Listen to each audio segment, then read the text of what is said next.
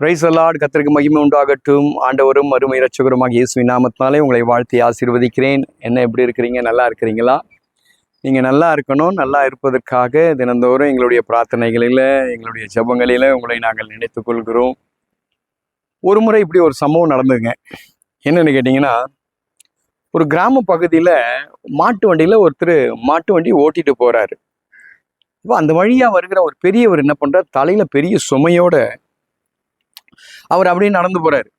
அப்போ அந்த வண்டிக்கார் பார்த்து கேட்குறாரு, ஐயா பெரியவரை, தலையில சுமையோட போறீங்க, வண்டியில ஏறிக்கிறீங்களா அப்படின்னு கேட்டாரு. ஏறிக்கிறாங்க, ஆமா அப்படின்னாரு. சரி, எவ்வளவு கொடுக்க போறியோ அப்படின்னு கேட்டாரு.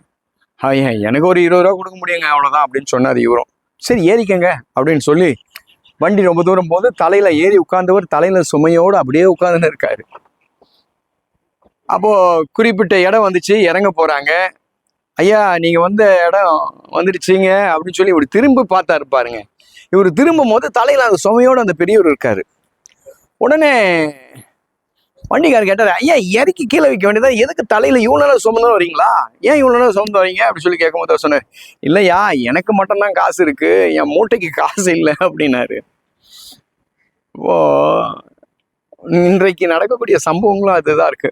சில நேரங்களில் சில விஷயங்களை நாம் சுமந்து வரோம் பாருங்களேன், அது என்னன்ட்டே நமக்கு தெரியாது, ஏன் சுமக்கிறோன்னு தெரியாது. ஈஸியாக இதுக்கு ஒரு தீர்வு கிடைச்சிருக்கும், அதை இறக்கி வச்சுட்டா நம்ம அடுத்த வேலையை பார்த்துருக்கலாம். நம்ம அந்த விஷயங்களை இறக்க மாட்டோம். ஆனால் அந்த தலையில் பார்த்தீங்கன்னா ஒன்றுமே இருக்காது. நாங்கள் இந்த புத்தி சுவாதீனம் இல்லாத பிள்ளைங்களெல்லாம், இந்த ரோட்டில் இருக்கிறவங்களெல்லாம் நாங்கள் பிடிச்சி அவங்களுக்கு ஒரு சில விஷயங்களெல்லாம் செய்வோம். ஹேர் கட் பண்ணி குளிப்பாட்டி இந்த விஷயங்களெல்லாம் செய்கிறது எங்களுடைய வழக்கமாக இருக்குது.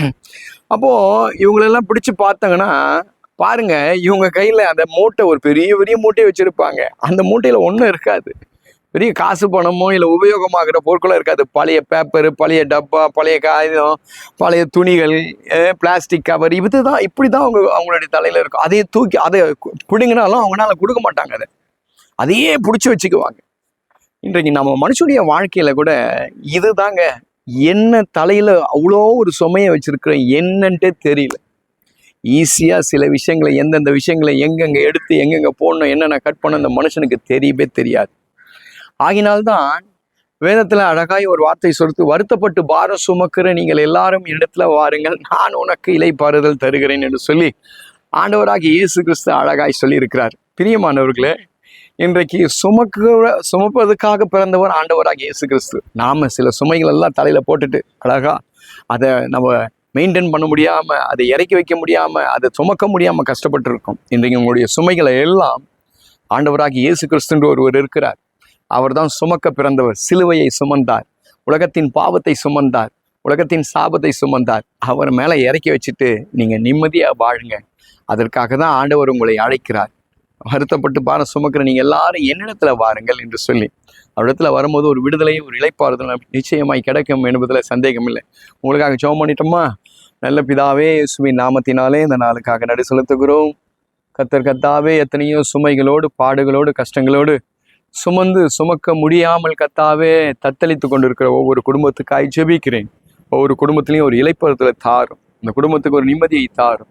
கர்த்தருடைய கரம் தகப்பன் இந்த பிள்ளைகளை ஆளுகை செய்யட்டும், இயேசுவின் நாமத்தில் பிதாவே, ஆமேன். God bless you. கர்த்தர் உங்களை ஆசீர்வதிக்கட்டும். இந்த நாள் இனிய நாளாய் அமையட்டும். அதுவரை நன்றி கூறி விடைபெறுவது சீனாய்மலை சிம்சோன். God bless you.